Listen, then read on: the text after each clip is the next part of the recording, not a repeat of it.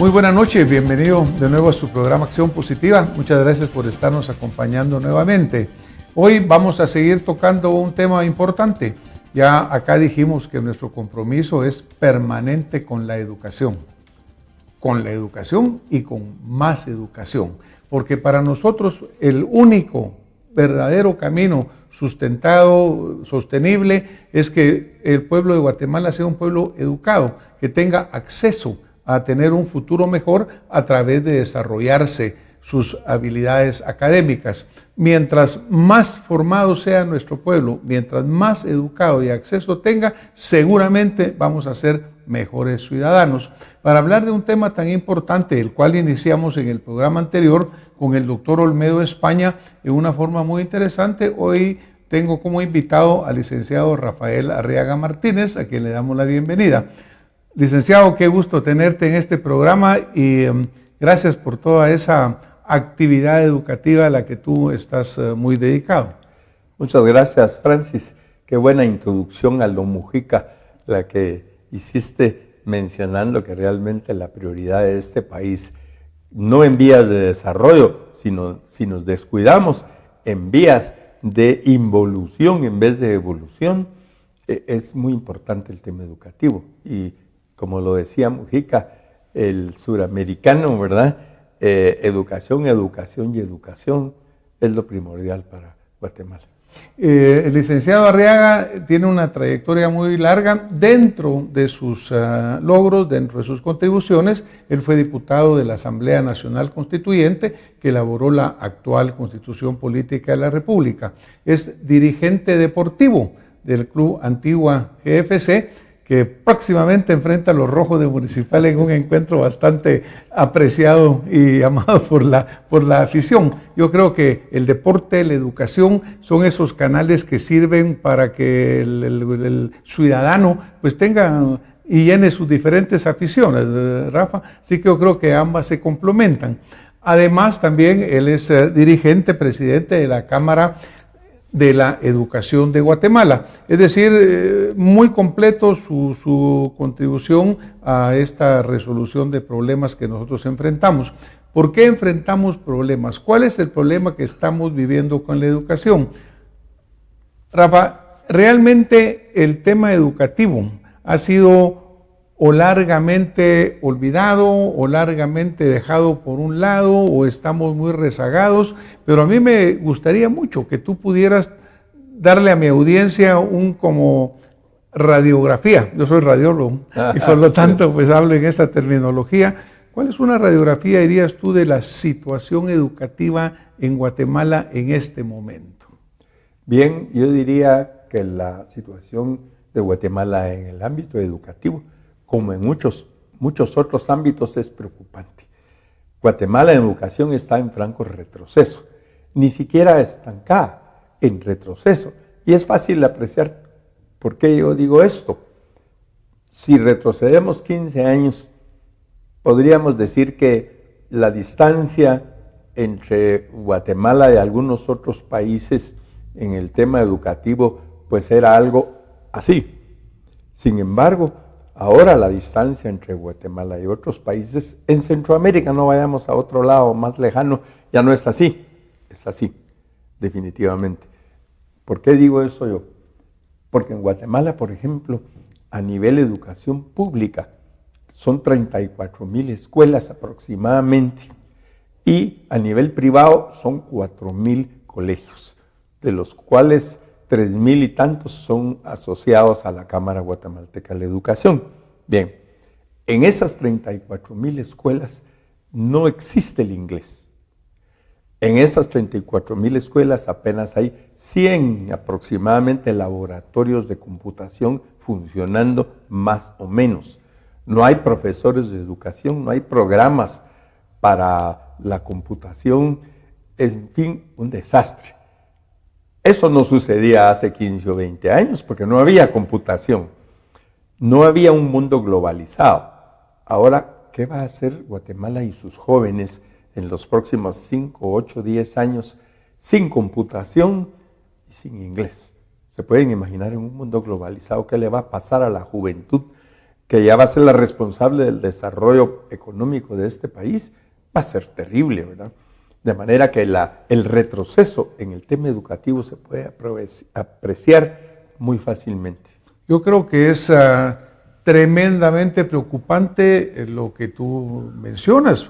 Obviamente estás tú muy comprometido, muy participativo en el tema educativo, y oír esa aseveración de que en vez de irnos para adelante, vamos para atrás, que el espacio ese muerto entre otros países y nosotros ha ido incrementando, pues es terrible. Ahora, obviamente, cuando uno habla 34,000 escuelas, 34,000 escuelas suena como una cantidad muy grande, pero lo que sí sabemos, lo que vemos diariamente, esas escuelas que tienen techos que se llenan de goteras y llueve más adentro que afuera.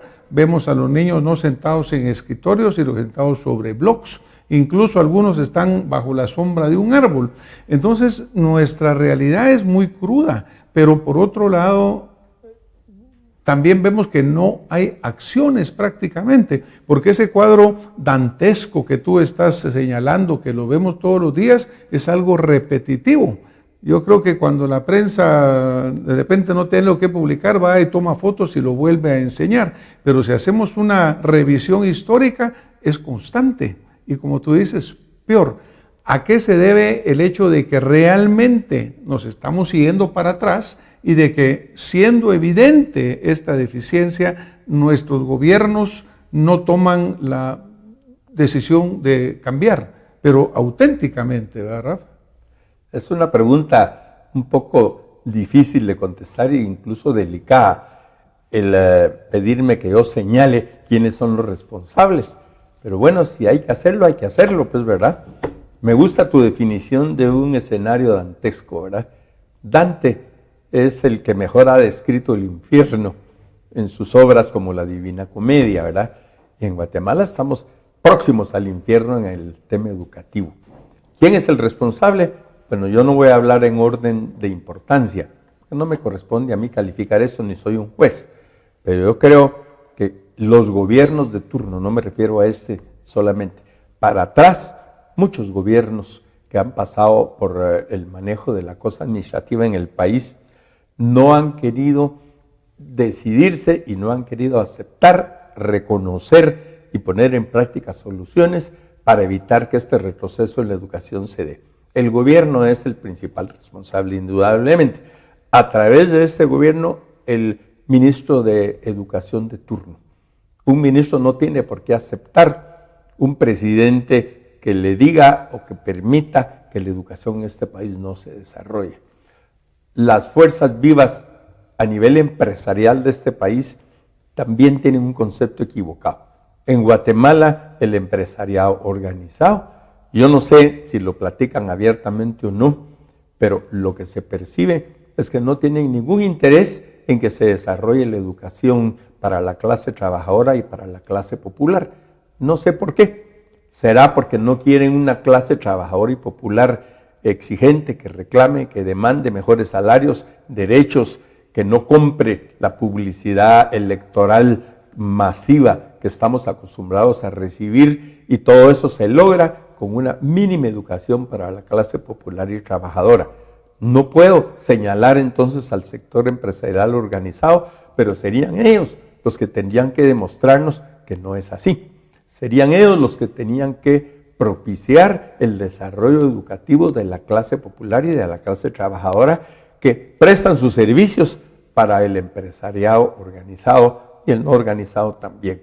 Ellos tienen la palabra. Yo no puedo acusar, pero sí les pregunto, ¿por qué razón el sector empresarial no muestra un esfuerzo importantísimo para desarrollar el nivel educativo de trabajadores, obreros y en general, gente que les presta sus servicios? Creo que ellos tendrían la palabra para decirnos, no señores, no es así, nosotros sí estamos por ello. Habría que ver ese esfuerzo, porque los gobiernos de turno no lo hacen. Definitivamente los gobiernos de turno se mantienen ocupados en otras tareas y la educación en Guatemala va para atrás. Una pregunta acá, Rafa, para terminar de aclarar. En un programa anterior se mencionaba que no existe una política nacional de educación, que no existe un plan integrado de educación. Por ejemplo, sabemos que los muchachos que están viniendo del nivel básico, del nivel secundario, cuando ingresan a la universidad, por ejemplo, traen una gran deficiencia en su formación. Entonces se señalaba que en Guatemala no existe un plan nacional de educación integrado en el cual venga desde la formación en preprimaria hasta la formación universitaria. ¿Existe esa deficiencia o tú crees que sí hay un currículum estructurado para educación en Guatemala? Bueno, hay un llamado Currículum Nacional Base, el famoso CNB. Eso es puro tinta y papel, definitivamente. Lo importante no es que no haya algo escrito, lo hay. Como en muchos órdenes de la vida en este país, hay regulaciones, hay reglamentos, hay leyes, y está el CNB, que es el Currículum Nacional Base, pero no se pone en práctica. Entonces, más que la no existencia de todo ese material impreso o grabado ahora en videos y todo, es la falta de voluntad de implementarlo. Eso es lo que no hay. Y el responsable directo es la administración educativa de turno, o sea, Ministerio de Educación con sus funcionarios. El responsable inicial de todo lo administrativo en este país, por supuesto, es el organismo ejecutivo. Y ninguno de ellos muestra de verdad el interés de ponerlo en práctica. Entonces, alguien tiene que ser responsable y las personas encargadas del manejo de la cosa pública, por supuesto, son los responsables por excelencia. Porque sabemos que en la educación, primero, es un proceso largo. No como educadores, tú en tu área, yo en la parte académica también, pues sabemos que formar a una persona no es cosa de 4 años ni de 10 años, es 20, 25 años. Es decir, todo programa educativo, todo tiene que tener una permanencia, tiene que tener una continuidad. Y lo que muchas veces vemos que un gobierno entra y cambia lo que hizo el anterior y cambia totalmente la política, es decir, como que es muy errático y no hay un camino a largo plazo que nos lleve a obtener un resultado específico. Realmente, cuando hablábamos en la introducción, el hecho de que la riqueza de un pueblo es tener a su gente educada.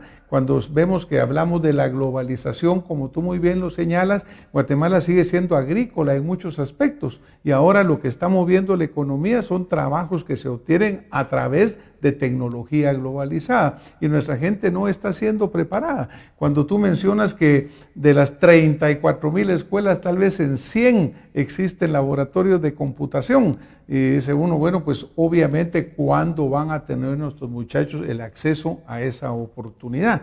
Yo me recuerdo un ejemplo que hablaban de la China, que una vez compró 100 millones de computadoras a un programa de MIT, el Instituto de Tecnología de Massachusetts, en el cual ellos hasta lo hacían con una como bobinita, porque no había luz, entonces para cargarla y parte solar, y ellos transmitían a 100 millones de niños en China, porque decían, mire, estos niños tienen que tener acceso a Internet, es decir, dando el gran salto para salir hacia adelante.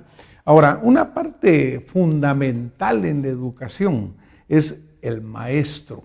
Hablábamos en nuestro programa anterior de que el maestro tiene que inspirar, tiene que dar el ejemplo, tiene que ser un modelo, pero para ser un modelo, pues también tiene que tener una buena preparación, tiene que tener una buena capacidad. ¿Cuál es la situación actual de la carrera del magisterio en Guatemala a nivel de la secundaria, a nivel universitario? Sabemos que ha habido mucha controversia en este tema, que la Cámara ha participado mucho en ello. ¿Tú nos podrías dar el estado actual de la carrera del magisterio? ¿Cómo está la situación legal y cómo visualizan ustedes como Cámara los cambios que sean necesarios? Bien, la verdad es que igualmente que lo anterior es triste. Es triste porque el mismo ministro de Educación, en 2 concurrencias que ha tenido en el Congreso de la República en los últimos 3 o 4 meses, ha admitido bajo juramento que la carrera de magisterio está vigente. No puede decir otra cosa, porque legalmente está vigente. Sin embargo, en el ministerio no se autoriza la inscripción de alumnos en la carrera de magisterio. Eso de por sí es un abuso. Eso de por sí es incluso un delito que se llama incumplimiento de deberes. El ministro tiene que manejar bien su ministerio y cumplir con la ley. Hay otro delito que se llama violación a la Constitución. Y esos dos delitos, el incumplimiento del ministro con su deber de manejar adecuadamente la educación y con violar la Constitución en sus artículos 71, 73 y 78, lo hacen a él susceptible de ser señalado como violando la ley al extremo de caer en el ámbito penal. Yo no estoy diciendo que nosotros vamos a procesar al señor ministro, no.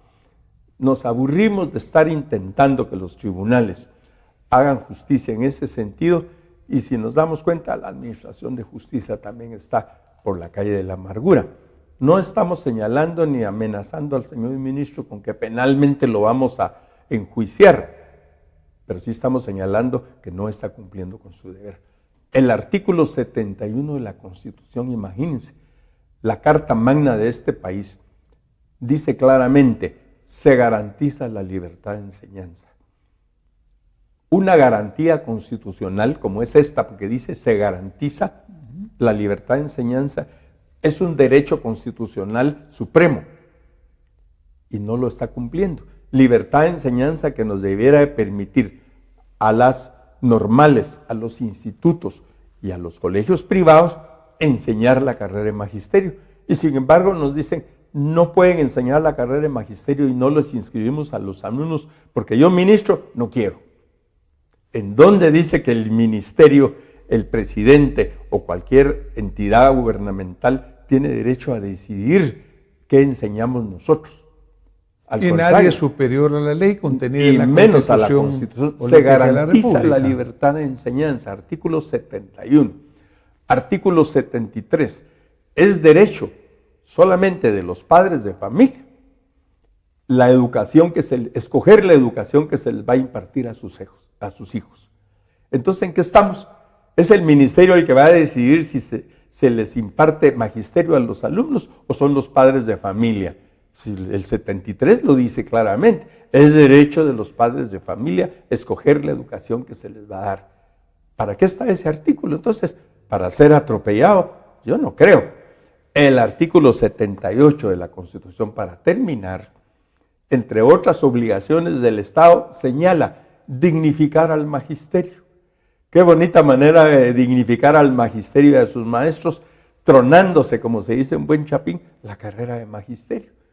¿Les parece lógico o no lo que les estoy contando? Una pregunta acá, Rafa, porque como esto tiene un antecedente. Sabemos de la mala calidad de la educación en Guatemala. Pues salen de repente encuestas que nos dicen: mire, los alumnos ni siquiera sacan 2, 3 puntos en matemática o en lenguaje, pero tampoco los maestros. Entonces me recuerdo que cuando este argumento empieza, pues parte de la argumentación, porque no empezó con este ministro, sino que anterior, y decía: mire, los maestros están muy mal preparados. Y eso fue parte de la argumentación que se utilizó para decir: deben de tener una formación universitaria. Claro que todas las cosas deben de verse dentro del contexto y la circunstancia, porque Guatemala es un país especial. Ahora, en este momento lo que está la carrera del magisterio es suspendida la inscripción, pero no está eliminada. Se creó un bachillerato con tendencia a la educación, pero que también acaba la Corte de Constitucionalidad de decir que está suspendido. El ministro apeló y están en ese juicio. Pero vayamos al punto fundamental. ¿Debería la carrera del magisterio estar a nivel secundario o realmente debería estar por el argumento de la necesaria formación a nivel universitario?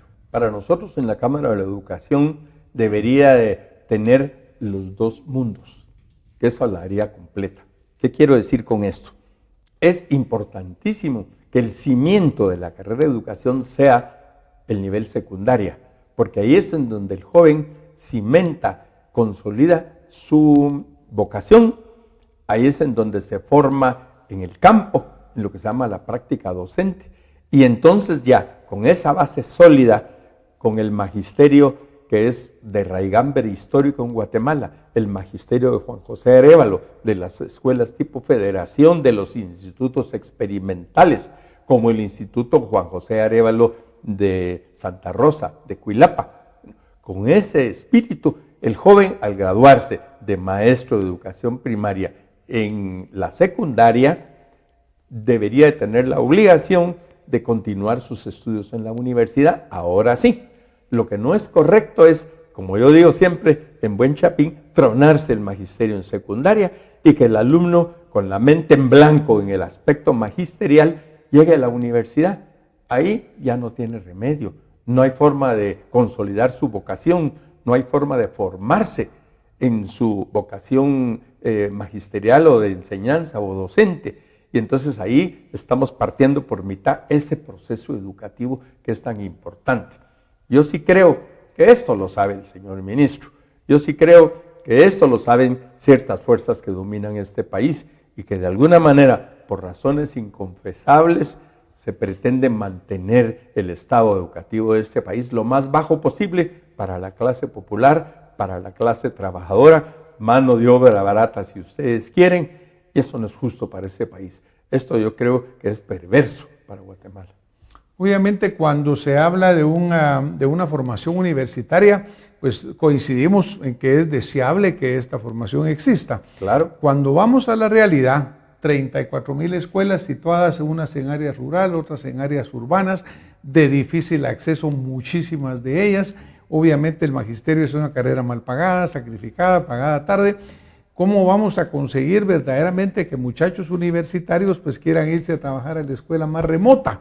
Porque también es humano pensar que ellos aspiran a un mejor ingreso, a un mejor futuro. Entonces yo sí creo que tiene que haber esa combinación de un magisterio basado a nivel secundario con una buena formación, porque sí hay que admitir que hay deficiencias. Yo creo que cuando hablábamos contigo antes de llegar a la Cámara, hablábamos de que esta carrera del magisterio también debía ser revisada, debía de ser evaluada permanentemente para modernizarla, darle a los muchachos las capacidades didácticas, pedagógicas, que hagan que realmente cumplan con su función. Pero la realidad es de que hay una gran necesidad que no va a ser cubierta por los 1.800 aproximadamente jóvenes que van a salir de profesorados o de licenciaturas en la universidad. Entonces, pero ustedes como Cámara, en este momento, en el punto legal, porque desafortunadamente lo tenemos que tocar, ¿cuál es su posición o cuáles son las acciones que han tomado para lograr que el magisterio vuelva a ofrecerse a nivel de secundaria? Estamos trabajando en la Cámara de la Educación en un recurso o acción legal que probablemente va a ser el amparo ya la semana entrante, en donde la Cámara va a plantearle a las Cortes del país que es importante que se enderece el camino, que es importante que el Ministerio de Educación permita que se inscriban en magisterio los alumnos que quieran estudiarlo. Si alguien quiere estudiar bachillerato en educación, que lo estudie. Si aquí debe haber libertad de enseñanza, como dice el artículo 71, y libertad de educación, como lo dice el artículo 73. Si los padres de familia quieren que su hijo estudie bachillerato en educación, que estudie. Si quieren que estudie bachillerato en ciencias y letras, que estudie. Si los padres de familia quieren que estudie magisterio, ¿por qué no? Que lo estudie. La verdad es que el magisterio es una carrera histórica en Guatemala en los 4 puntos cardinales de la patria. Y lo sabemos muchos de nosotros. El doctor Francisco Arredondo es maestro de la época en que el magisterio era una carrera dignificada, como lo manda el artículo 78 de la Constitución. El licenciado Alejandro Maldonado Aguirre, recientemente presidente profesional de Guatemala, fue un insigne maestro que dio clase también en las escuelas de Guatemala. Y así les podríamos seguir mencionando muchos de ellos. El doctor Juan José Arévalo fue maestro y después licenciado en pedagogía. De manera pues que no hay derecho para cortarle ese impulso al guatemalteco. Aquí viene la pregunta: si la Constitución de la República establece la libertad de enseñanza, no dice que sea el Ministerio de Educación el que va a disponer. Si la Constitución de la República establece el derecho único de los padres de familia de escoger qué se les enseña a sus hijos, ¿con base en qué? ¿A cuenta de qué? Como decimos los guatemaltecos, el Ministerio de Educación va a disponer. No pueden estudiar magisterio porque yo ministro no quiero. No pueden estudiar magisterio porque el ministerio no lo autoriza. Eso es una violación flagrante a la ley. Y entonces, ¿en qué quedamos? ¿En Guatemala hay un Estado de Derecho o no lo hay? ¿Vivimos acaso en un país totalitario, en China continental? Estoy seguro que las autoridades chinas determinan qué se estudia y qué se enseña. En Cuba, hace poco tiempo, y creo que prácticamente todavía, también las autoridades determinan qué se estudia y qué se enseña. En Corea del Norte, seguramente. Y en Guatemala, formando filas con los países totalitarios, donde queda la libertad en un país que se la lleva de ser libertario. Obviamente coincidimos, Rafa, en el punto de que la educación es clave, fundamental para el desarrollo de un pueblo.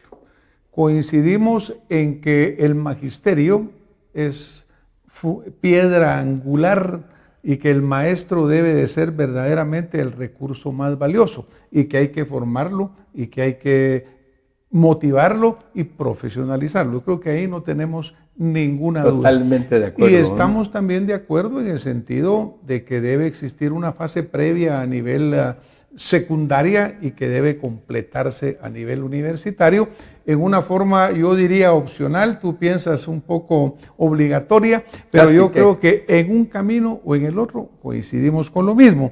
Nos vamos a tener que ir, porque el tiempo en televisión ya ves tú que pasa muy rápido. Sí. Yo quisiera pedirte cuál sería el mensaje más importante que tú quisieras dejar a mi audiencia el día de hoy y a las autoridades que también lo están oyendo.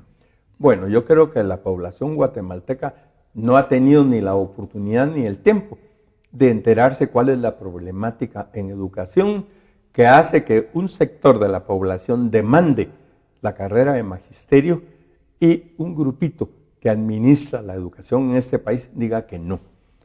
Y la causa es, o la razón está muy clara. Hay alguien o hay un grupo de personas que no quieren que en este país se eduque convenientemente a la mayoría de la población. Y eso es injusto, eso es perverso. Definitivamente la población guatemalteca, los padres de familia, los mismos alumnos, los colegios que enseñamos, tenemos el derecho de decidir y escoger qué se enseña y qué se estudia. Y eso es lo que el pueblo de Guatemala debe conocer. Todo está muy claro. Es la autoridad administrativa la que está bloqueando el desarrollo educativo de este país. Muchísimas gracias, licenciado, por este enriquecimiento que nos ha hecho para nuestra audiencia. Acá lo que hacemos es abrir una tribuna para que usted pueda exponer su punto. Nuestra audiencia es la que al final toma la decisión basada en conocimiento y esperamos que esta noche pues le hayamos aportado a usted que nos está viendo y nos esté escuchando ideas claras, conocimientos, puntos para que usted pueda tomar su decisión y decir en qué sentido apoyo o en qué sentido dirijo. Le preguntábamos al licenciado cómo podemos nosotros apoyar o no apoyar. Y la forma es la participación ciudadana. Expresemos nuestra opinión en este punto, dirijámoslo a las autoridades pertinentes y yo creo que lo que sí es clave es la comprensión de que solo un pueblo educado va a salir adelante. Muchísimas gracias por acompañarnos y nos vemos la próxima semana en más Acción Educativa Positiva. Muchas gracias.